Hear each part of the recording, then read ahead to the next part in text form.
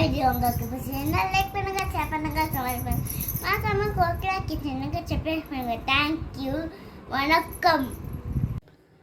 Hello hi, welcome to Kokila's kitchen. என்னடா மாங்காய் எடுத்து வச்சுருக்கிறேன்னு பார்க்காதீங்க.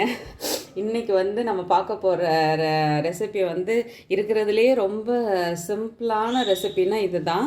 ஆனால் இதை வச்சு நம்ம ஒரு நம்ம நினைக்கிற சாதத்தை விட அதிகம் சாப்பிட முடியும்னு நினச்சா அது இந்த மாங்காவால் மட்டும்தான் முடியும். வேறு எதுவும் கிடையாது. இன்றைக்கி உப்பு மாங்காய் தான்.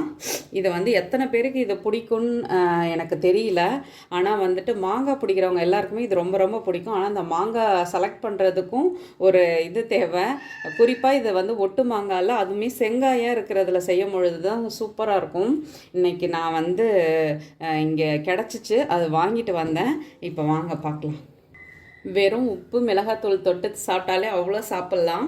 ஆனால் இன்றைக்கி நான் சைட் டிஷ்ஷாக தான் செய்ய போகிறேன். ஃபஸ்ட்டு இதை ஸ்லைஸ் பண்ணி எடுத்துக்கலாம். மாங்கான்னு அதில் சூடு அது இதெல்லாம் பார்க்குறதுக்கு வாய்ப்பே கிடையாது.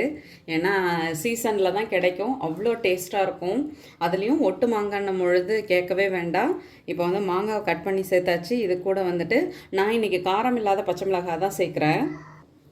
நான் ஒரு 2-3 மிளகாவை இது மாதிரி கட் பண்ணி சேர்த்துருக்கேன். இது கூட உப்பு. என்னங்க இதெல்லாமா தெரியாது அப்படின்னு நீங்கள் நினைப்பீங்க.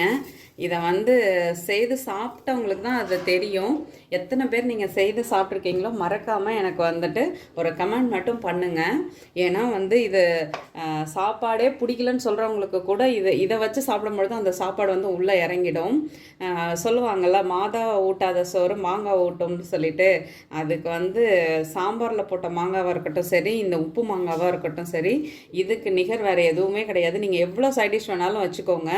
ஆனால் இதுக்கு ஈக்குவல் எதுவுமே கிடையாது. என்ன கேட்டால் நான் அதுதான் சொல்லுவேன்.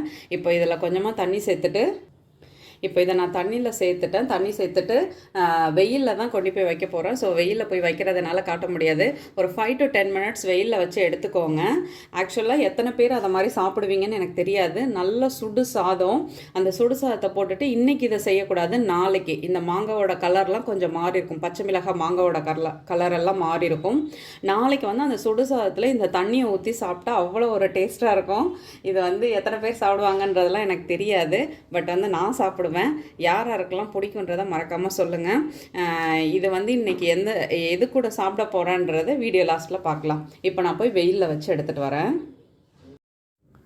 வேறு எதுவும் கிடையாது, பழைய சாதம் தான். பழைய சாதத்தோடு இந்த மாங்காய் வச்சு சாப்பிடும்பொழுது அவ்வளோ டேஸ்ட்டாக இருக்கும். சில பேர் சின்ன வெங்காயம்லாம் உரிச்சு போட்டால் தான் சாப்பிட முடியும் அப்படின்லாம் சொல்லுவாங்க. அதுவும் நல்லாயிருக்கும் தான்.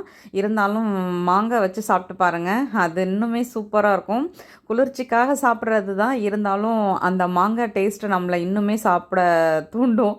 அதுதான், வேறு எதுவும் கிடையாது. வீடியோ பிடிச்சா லைக் பண்ணுங்கள். யாரெல்லாம் இதை மாதிரி சாப்பிடுவீங்க, இந்த மாதிரி உப்பு மாங்காய் செய்வீங்கன்றதை மறக்காமல் என் கூட கமெண்ட்டில் ஷேர் பண்ணுங்கள். தேங்க்யூ.